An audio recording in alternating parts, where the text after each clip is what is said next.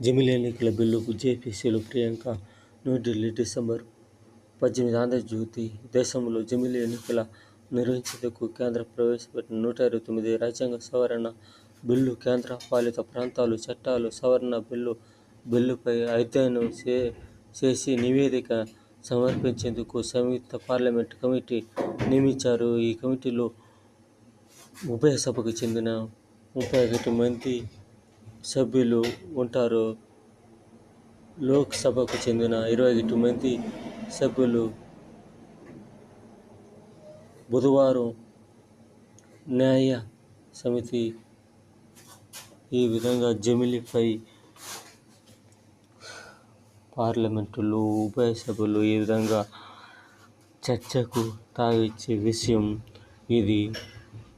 ముందుకు పోవాలని కోరుకుంటాము. అప్పుడే దేశానికి మంచిది.